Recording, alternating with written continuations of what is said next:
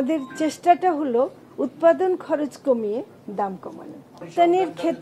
রপ্তানির ক্ষেত্রে বড় বাধা হচ্ছে যে আমাদের ডিজিজ কন্ট্রোল করা, এবং এফএমডি বিশেষ করে যদি থাকে কোনোভাবেই থাকলে সেই এফএমডি মুক্ত না হলে অনেক দেশ নিতে চায় না, বিশেষ করে সৌদি আরবের মতো দেশ নিতে চায় না। বাংলাদেশের মাংসের একটা চাহিদা মুসলিম দেশগুলোতে আছে, যেহেতু হালাল মাংস পাওয়ার একটা সুযোগ তৈরি হয়। তো আমাদের এখন অত রপ্তানির খুবই সীমিতভাবে আছে, ওইটার আমি পরিসংখ্যানটা এই মুহূর্তে দিতে পারছি না, কিন্তু আমাদের রপ্তানিটা বাড়াতে হবে, এবং রপ্তানি বাড়াবার জন্যই আমাদের যে ভ্যাকসিন কার্যক্রমটাকে আমরা আরও জোরদার করতে চাই, এবং এটা এখনো পর্যন্ত মোটামুটি ভালোভাবেই চলছে আর কি। একটা হলো যে দাম কমানোর ব্যাপারটা দুদিকে আছে। একটা হলো ফিডের দাম কমানো, সেটা হলো প্রায় 70% খরচটা হয় ফিডের খরচ, তার উপরে আছে বিদ্যুৎ এবং এইসব যে খরচ আছে। আমরা বিদ্যুতের দাম কমাবার জন্য উদ্যোগ নিয়েছি এবং সেটা অনেকখানি এগিয়ে গেছে, আমরা আশা করি ওটা কমাতে পারবো। সেটা হলে প্রথম কথা হলো খরচ কমালে অটোমেটিক্যালি মূল দাম কমবে। ফিডের দাম কমাবার জন্য আমরা চেষ্টা করছি। আমরা সাধারণ মানুষের প্রাপ্যতা বাড়াবার জন্য আমরা যতই বিশেষ কার্যক্রম করি না কেন, আসলে এটা ব্যাপক চাহিদা মেটাবার জন্য যথেষ্ট হবে না।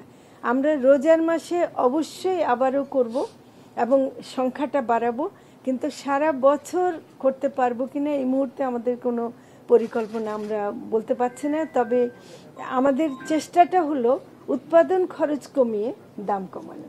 কি বুঝলেন ভাই? অনলি যেটাই চাই। অনেক যারা ফিড ইন্ডাস্ট্রি আছে তারা অনেক সময় নিজেদের মতো করে দাম রাখে। এখন আসলে এটা যেটা হচ্ছে যে এটাতে একটা সরকারিভাবে কিছু নীতিমালা তৈরি করে দিতে হবে, দাম কি পর্যন্ত রাখতে পারে বা কি পর্যন্ত করতে পারে।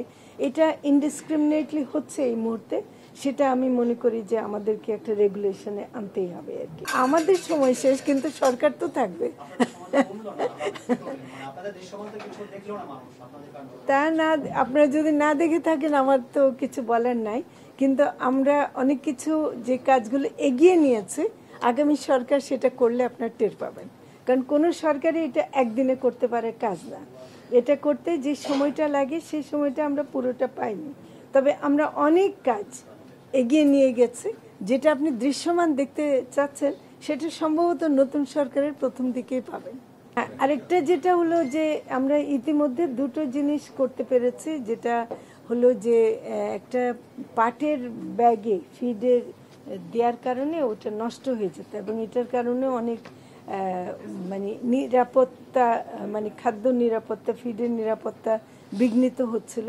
সম্প্রতি আমরা একটা সভা করি এবং বাণিজ্য মন্ত্রণালয়ের সাথে এটা আমাদের হয়েছে, এবং সেটা আমরা অনুমোদন পেয়েছি যে জুট ব্যাগে না, ওই যে